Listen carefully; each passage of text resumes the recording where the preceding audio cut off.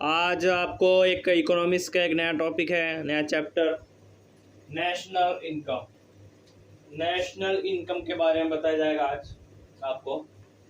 ये पार्ट 1 है, ये पार्ट वन है। पार्ट 2 कल आएगा,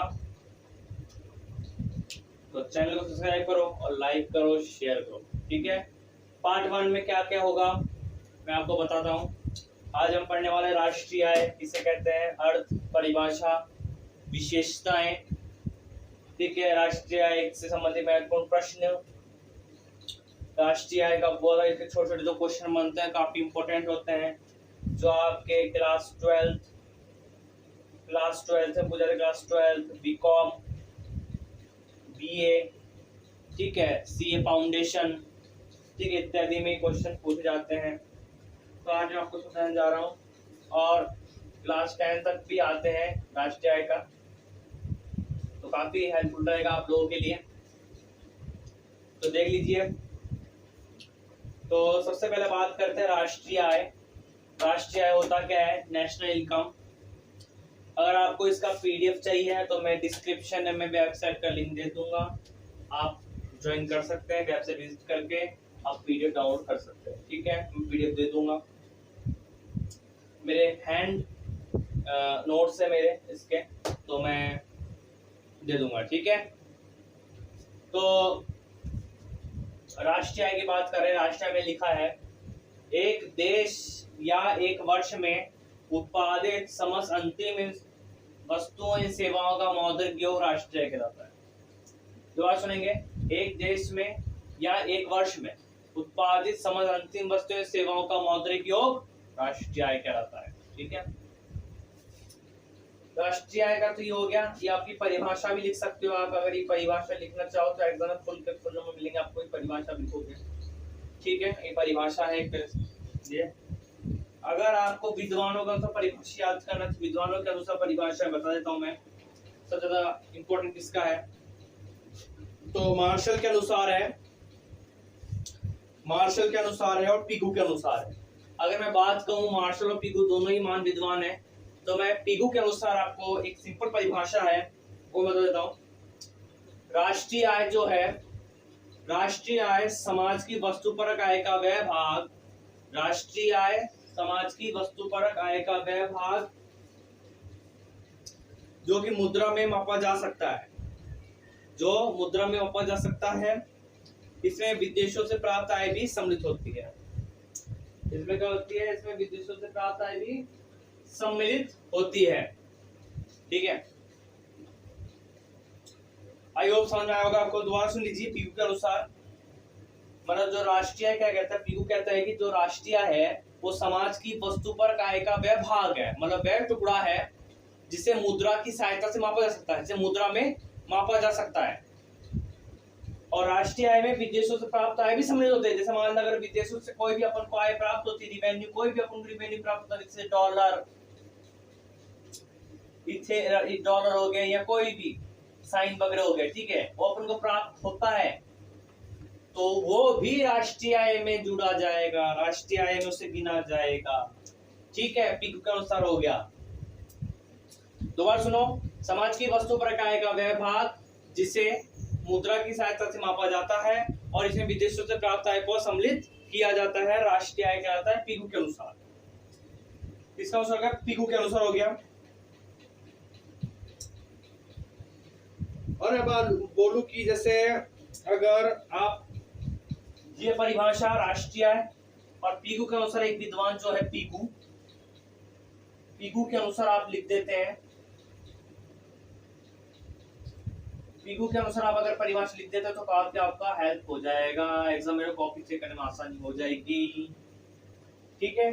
राष्ट्रीय आय और ये, और बताओ कि राष्ट्रीय आय का सर्वप्रथम प्रयोग सब जानते हैं, बच्चों वाला क्वेश्चन है, दादाभाई नौरोजी ने किया था 1868 में। लेकिन ये अगर बात कहूं, अगर ये क्वेश्चन ऐसे घूम के आ जाए, मान लीजिए क्वेश्चन ऐसे घूम के आ जाए, राष्ट्रीय आय का सर्वप्रथम प्रयोग स्वतंत्रता से पहले किसने किया था, तब भी आंसर आपका ये होगा 1868 में दादा भाई नौरोजी ने किया था। ठीक है, लेकिन क्वेश्चन ऐसे घूम के आ जाए कि राष्ट्रीय सर्वप्रथम प्रयोग स्वतंत्रता के बाद किसने किया था? तो स्वतंत्रता के बाद काफी नाम है, स्वतंत्रता के बाद काफी नाम है। स्वतंत्रता प्राप्ति के बाद राष्ट्रीय का समिति का गठन, राष्ट्रीय समिति गठन प्रोफेसर प्रफुल्ल चंद्र महलनोबिस 1949 की अध्यक्षता में किया। राष्ट्रीय समिति का गठन किया गया था 1949 में। 1949 में प्रोफेसर प्रफुल्ल चंद्र महलनोबिस को कहते हैं, 1949 में किया था।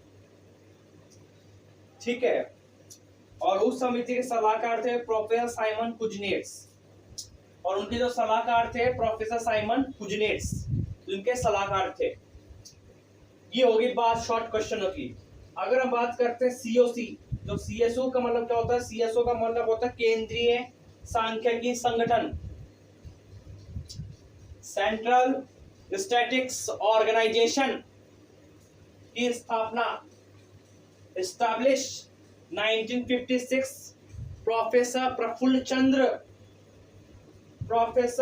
चंद्र ने किया। ठीक है, ये जो सीएसओ जो है, पूछोगे भाई सीएसओ क्या है भाई? तो सीएसओ का मतलब ये है केंद्रीय सांख्यिकी संगठन, सेंट्रल स्टैटिस्टिक्स ऑर्गेनाइजेशन। ये काम करता है राष्ट्रीय में जो भी अनुमान लगाए जाते हैं उसको जांच करने का काम करता है। मतलब कि संगठन है ये, जैसे कमेटी होती है ना, कमेटी तो जांच करती है, तो सीएसओ एक कमेटी है, संगठन है एक, जो मतलब राष्ट्रीय में जितनी भी गणना की जाती है, राष्ट्रीय में जितने भी अनुमान लगाए जाते हैं वो सही है या नहीं, गलत है या नहीं, ठीक है, उसकी जांच करने का, उसकी जांच या परख करने का काम सीएसओ द्वारा किया जाता है। उसकी जांच करने का काम कौन करता है? उसकी जांच जो करने का जो काम है वो सीएसओ द्वारा किया जाता है। आई होप आपको समझ में आ रहा होगा वीडियो। पैनिक ना हुए, वीडियो को और मैं बता रहा हूँ, वीडियो के बारे में और भी मतलब बता रहा हूँ मैं राष्ट्रीय के बारे में, समझ से जाइए। और वीडियो नहीं समझ में आए तो एक बार दोबारा रिज्यूम करके दोबारा ऑन कीजिए और एक बार समझिए उस चीज को। ठीक है, ऐसे मैं बोल रहा हूं, मैं समझ में आ जाएगा। ठीक है,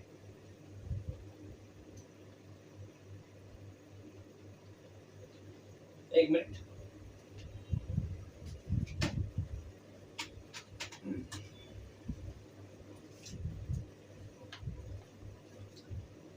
तो समझ में आ रहा होगा आपको मैं क्या बोल रहा हूं मैं। ठीक है, राष्ट्रीय आयोग हो गया, कोई दिक्कत नहीं होनी चाहिए मेरे हिसाब से। इसमें मैं पीछे पलट देता हूँ बोर्ड, एक बार आप उतार लीजिए या स्क्रीनशॉट खींच लीजिए, जब मैं तो ऐसे पीडीएफ देने वाला हूँ आपको। हाँ, तो अब बात करते हैं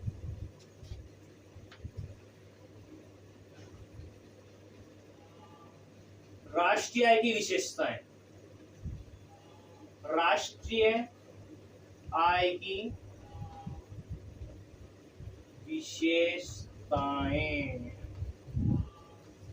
विशेषताएं की बात करते हैं हम।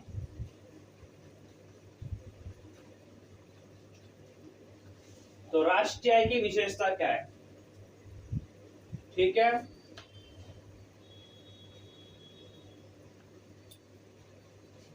तो राष्ट्रीय आय की विशेषता में पहला विशेषता यही है, तुमको विशेषता याद करने की कोई जरूरत नहीं है। मैं कहूंगा विशेषता याद मत करो विशेषता याद, मैं साफ साफ तुमको बोल रहा हूं, विशेषता याद करने की कोई जरूरत नहीं है। आप अगर ये परीक्षा में क्वेश्चन आता है तो आप 2 मिनट में ही निकाल दोगे बिना याद करे। ठीक है, कैसे करोगे वो देख लीजिए।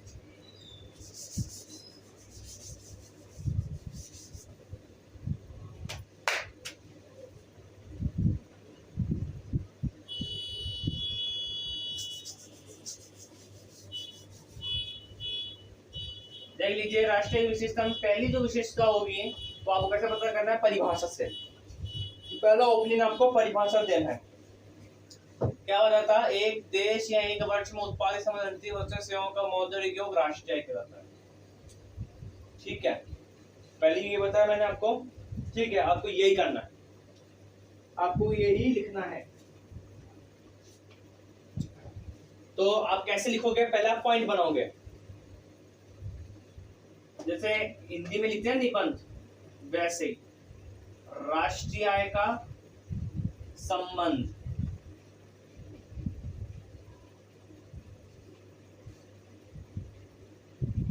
राष्ट्रीय आय का संबंध, राष्ट्रीय आय का संबंध, ये एक पॉइंट हो गया। दूसरा पॉइंट होता है राष्ट्रीय का संबंध क्या है। देखो राष्ट्रीय का जो संबंध है, इसके अगर पॉइंट की बात करूं मैं, समझाता हूं मैं राष्ट्रीय का संबंध होता क्या। राष्ट्रीय का संबंध जो होता है इसमें होता है कि एक देश या एक वर्ष में उत्पादित संबंधी और सेवाओं का मौद्रिक वो राष्ट्रीय कहलाता है।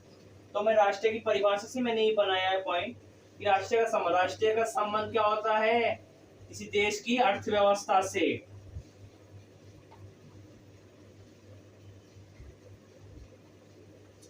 राष्ट्रीय का संबंध किसी देश की अर्थव्यवस्था या देश से होता है। क्या होता है, किसी देश की अर्थव्यवस्था से। ठीक है, आपको सबसे पहले ये पॉइंट लिखना, राष्ट्रीय का संबंध किसी देश की अर्थव्यवस्था से होता है। उसके बाद आपको परिभाषा लिख देना है, उसके बाद आपको परिभाषा लिख देना है। क्या कहें जरूरत पड़ी कहीं पे, पॉइंट रखो, पॉइंट को पढ़ो बस, राष्ट्रीय का संबंध। दूसरा पॉइंट,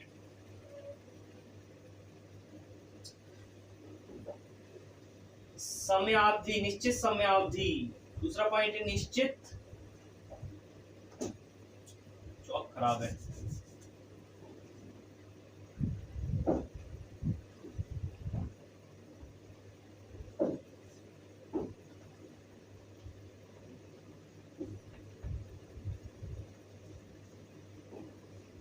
ठीक है।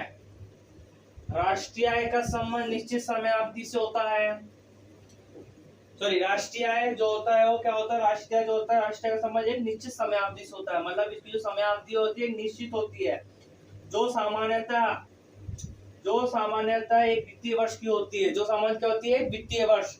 और फाइनेंशियल ईयर की मैं बात करूं, एक वित्तीय वर्ष होता है 1 अप्रैल से 31 मार्च।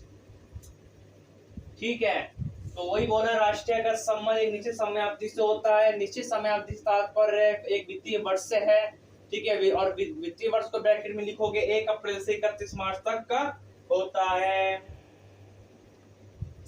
ठीक है, ये आपको लिखना है, समझ में आ गया। या लिख देता हूं 1 अप्रैल टू 31 मार्च। ठीक, तीसरा पॉइंट क्या है, राष्ट्रीय आय जो होता है वो आर्थिक क्रिया है। राष्ट्रीय आय क्या है, आर्थिक क्रिया, आर्थिक क्रिया। ठीक है, राष्ट्रीय आय क्या है, एक आर्थिक क्रिया है। राष्ट्रीय आय क्या है, एक आर्थिक क्रिया। मतलब आर्थिक से संबंध पता है, आर्थिक का मतलब इकोनॉमिक। आर्थिक का मतलब ये हो गया कि आर्थिक का मतलब पैसों संबंधित, धन से संबंधित जो भी क्रियाएं होती है वो आर्थिक क्रियाएं होती है। ठीक है, अगर आप चाहते हैं आर्थिक क्रिया क्या होती है, एक विस्तार रूप से डिस्क्राइब करूं मैं, तो आप मुझे कमेंट कर सकते हैं कि मैं आपको आर्थिक क्रिया के बारे में डिस्क्रिप्शन करूंगा। एक चैप्टर है आर्थिक क्रिया का जो सीए फाउंडेशन और बीकॉम और ट्वेल्थ में पूछा जाता है, वो बता दूंगा मैं। चौथा टॉपिक क्या है,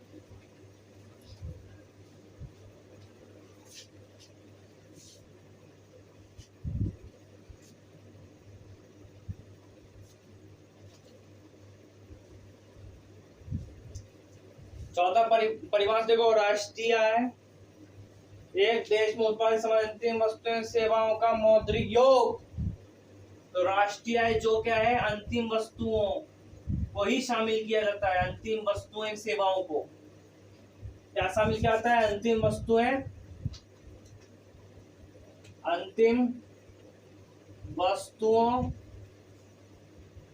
वस्तुओं या मध्यवर्ती वस्तुओं को शामिल किया जाता है। मध्यवर्ती भी आएगा, अंतिम वस्तुओं या सेवाओं भी लिख सकते, अंतिम वस्तुएं या सेवाओं। ठीक है, लिख सकते हो अंतिम वस्तुएं सेवाओं, मध्यवर्ती, ऐसे लिख सकते हो अंतिम वस्तुओं सेवाएं, ये भी लिख सकते हो। ऐसे पॉइंट लगा सकता है, अंतिम वस्तुएं सेवाएं। ऐसे पॉइंट भी आप डाल सकते हो। चौथा पॉइंट डाल सकते हो, अंतिम वस्तुएं सेवाएं। ठीक है, तो मेरा बोर्ड भर गया है, तो ऊपर में मिटा देता हूँ मैं। कागज भी नहीं है।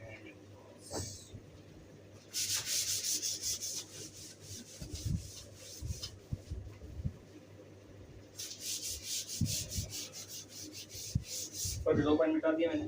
ठीक है, तो अंतिम वस्तुएं सेवाओं को शामिल किया जाता है। पॉइंट आप खुद से बना सकते हो, कोई दिक्कत वाली बात नहीं, पॉइंट खुद बना सकते हो आप। परिभाषा को ध्यान होनी चाहिए, परिभाषा से रेट करके बना दो। राष्ट्रीय आय में अंतिम वस्तुएं सेवाओं को शामिल किया जाता है, बस। ठीक है, और लगाओ बिंदी लगा के उसमें लिख दो, जैसे निबंध लिखते हो उसके अंदर। ठीक है, पांचवा पॉइंट क्या बताओ? पांचवा पॉइंट क्या लिख सकते हैं हम?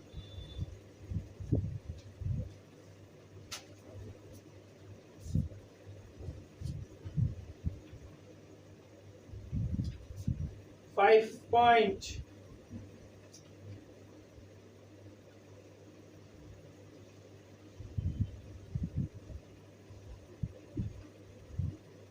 अगला पॉइंट लिख सकते हो प्रवाह। प्रवाह शॉर्ट पॉइंट है, प्रवाह। प्रवाह से बोलोगे राष्ट्रीय एक प्रवाह है, स्टॉक। स्टॉक राष्ट्रीय एक क्या है? प्रवाह है। जिसमें बता दो, पॉइंट पढ़ा देता हूं मैं। ये पॉइंट किताब में तो नहीं है, पॉइंट किताब में है प्रवाह वाला, लेकिन वो अलग ढंग से लिखा हुआ है, मैं अलग ढंग से आपको समझाता हूँ। देखिए, राष्ट्रीय एक प्रकार का प्रवाह होता है तथा ये एक प्रकार का भंडार है, जिसे स्टॉक के नाम से जाता है। स्टॉक नहीं है, मतलब ये क्या? स्टॉक नहीं है, प्रवाह है लेकिन स्टॉक नहीं है। क्या है ये? स्टॉक नहीं है। समझ मेरी बात? मतलब राष्ट्रीय आय क्या है? राष्ट्रीय का संबंध जो होता है, राष्ट्रीय एक प्रवाह है लेकिन स्टॉक नहीं होता। क्या नहीं होता? प्रवाह है। मतलब प्रवाह का मतलब हो गया, जैसे ये हो गया, ये अपन ने बना दिया है ना। अब ये प्रवाह का ये गया, ये गया, ये गया, ये गया, है ना। लेकिन ये स्टॉक नहीं है, मतलब ये भंडार नहीं है, भंडार नहीं है। ठीक है, 5 पॉइंट हो गए, भंडार नहीं है। पॉइंट्स को ध्यान रखो बस, बाकी डिस्क्रिप्शन आप लिख सकते हो, डिस्क्राइब आप कर सकते हो। ठीक है, छठा पॉइंट राष्ट्रीय गणना। अगला पॉइंट लिख सकते हो राष्ट्रीय आय की गणना। ऐसे लिख सकते हो, राष्ट्रीय आय बना के, राष्ट्रीय आय की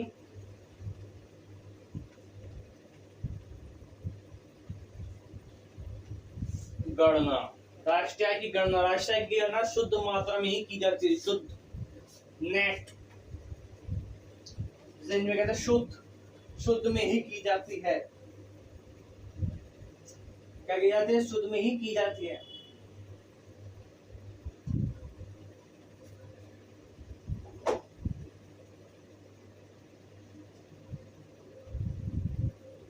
राष्ट्रीय गणना शुद्ध के अनुसार ही की जाती है। राष्ट्रीय गणना शुद्ध मात्रा के अनुसार ही की जाती है, जिसमें विसारण मूल्य आंसू घटाया जाता है। अब इसमें अगर बताऊं कि अगर इसमें डेप्रिसिएशन अगर होगा तो इसमें घटा दिया जाएगा, अगर इसमें डैप होगा तो इसमें घटा दिया जाएगा। कितने पॉइंट हो गए? 6 पॉइंट हो गए, 6 पॉइंट। 12th में अगर 6 पॉइंट लिखोगे, 6 नंबर का बड़ा क्वेश्चन, 6 नंबर मिलेंगे। समझ में आ गए?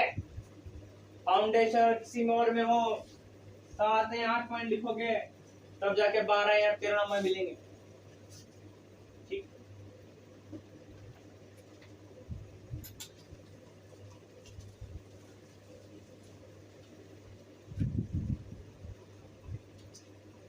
सातवां पॉइंट, विशेषता का 7वां पॉइंट क्या है? सूत्र लिख देना, सूत्र लिख सकते हो इसके अंदर आप चाहो तो। ठीक है, या एक पॉइंट और लिख सकते हो, राष्ट्रीय की जो गणना की परिभाषा, राष्ट्रीय एक क्या है? एक मौद्रिक योग है, तो ये राष्ट्रीय का संबंध मुद्रा से होता है। लिख देना, क्या लिख देना कि है ना, ऐसे लिख देना कि राष्ट्रीय की गणना, राष्ट्रीय आय की गणना मुद्रा के रूप में ही की जाती है।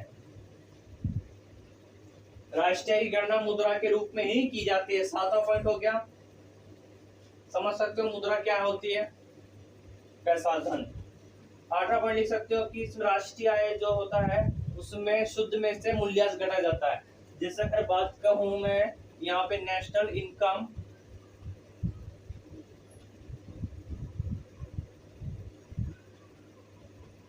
NI नेशनल इनकम लिख दिया, शुद्ध में से डेब्ट, इसको समझ सकते हो। ये नहीं लिखना है, ये नहीं लिखना है सूत्र में, ये नहीं लिखना है।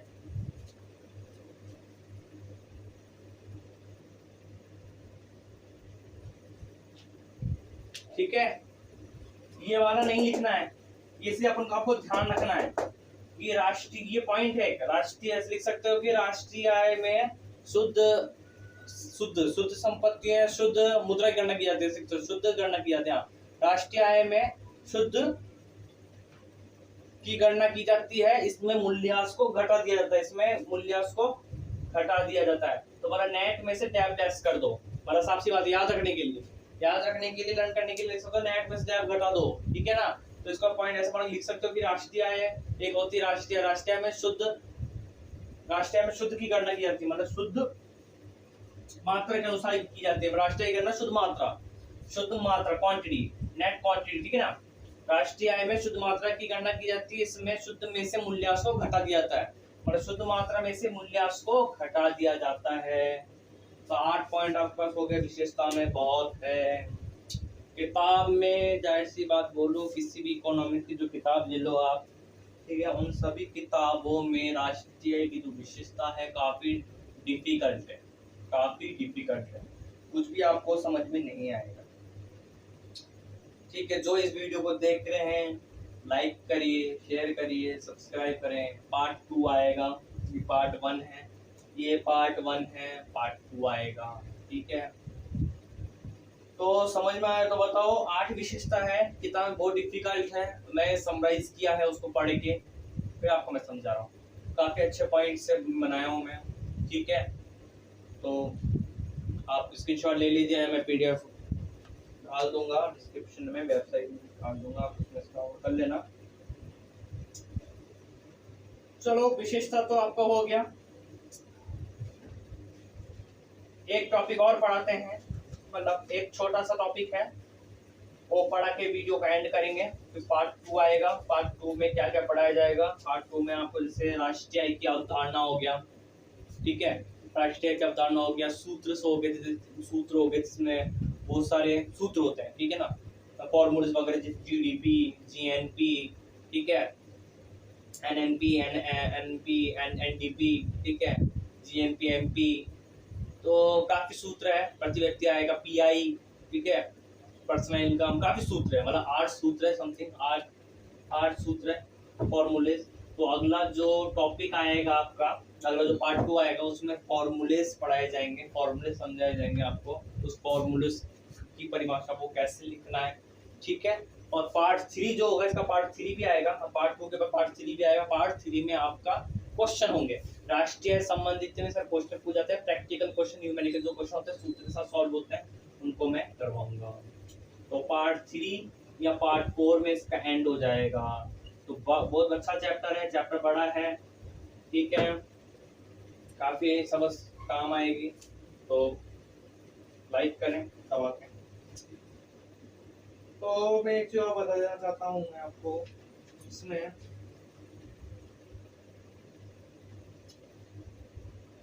कि अगर मैं बताऊं, एक क्वेश्चन ऐसे पूछ लिया जाता है, मैं बताता हूँ आपको एक क्वेश्चन कैसे पूछा जा सकता है, कि एक क्वेश्चन ऐसा आ सकता है, मैं लिखता हूँ, आप यहाँ पे पढ़ लीजिए। स्वतंत्रता से पूर्व राष्ट्रीय आय की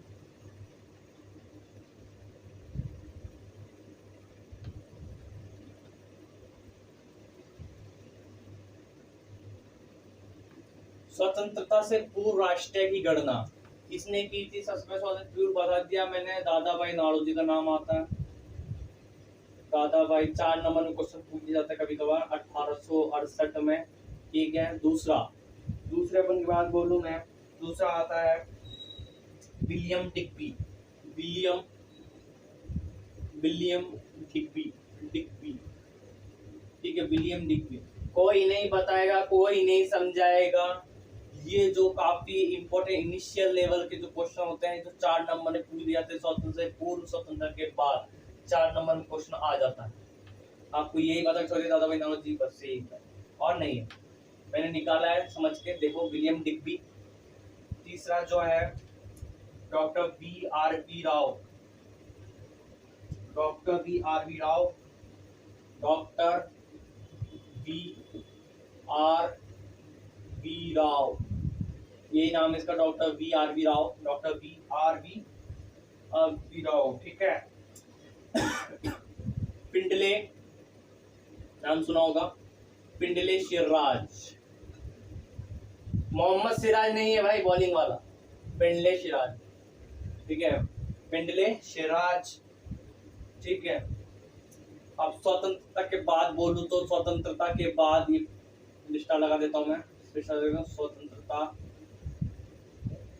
के पश्चात, स्वतंत्रता के पश्चात किसने गणना की थी? स्वतंत्रता के पश्चात बता दिया था मैंने सबसे पहले, प्रोफेसर प्रफुल्ल चंद्र महालनोबिस।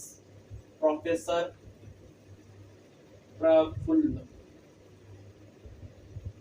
चंद्र महालनोबिस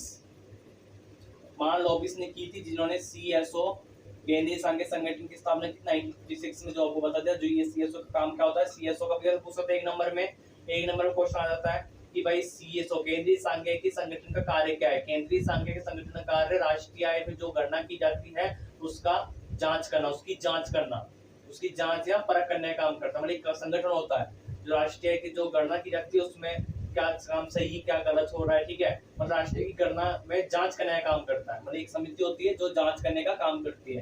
क्या करती है? जांच, नियंत्रण करने का काम करती है। नियंत्रण, काम को नियंत्रण करने का काम करती है, जांच करने का काम करती है। ठीक है, और ये बता चुका राष्ट्रीय समिति का मतलब वो क्या बोलते हैं, राष्ट्रीय समिति गणना किसके अध्यक्षता में की? प्रोफेसर प्रफुल्ल चंद्र। कभी क्वेश्चन राष्ट्रीय समिति की गणना किसके अध्यक्षता में की गई? तो अध्यक्षता यही है, प्रोफेसर प्रफुल्ल चंद्र महालनोबिस। ठीक है, तो ये क्वेश्चन काफी पूछा जाता है। ठीक है, आपके हेल्पफुल रहेगा। ठीक है, पार्ट 2 जल्दी आएगा इस वीडियो का, कल आएगा पार्ट 2। ठीक है, इस वीडियो को दबा के लाइक करें, शेयर करें, सब्सक्राइब करें। ठीक है, मिलते हैं नेक्स्ट वीडियो में। आपको पार्ट 2 में बता चुका हूं मैं राष्ट्रीय की अवधारणा और उसका फॉर्मूलेस बताए जाएंगे, आपको फॉर्मूले की परिभाषा, फॉर्मूलेस। ठीक है, धन्यवाद, मिलते हैं नेक्स्ट वीडियो में। नमस्कार, जय हिंद, जय भारत।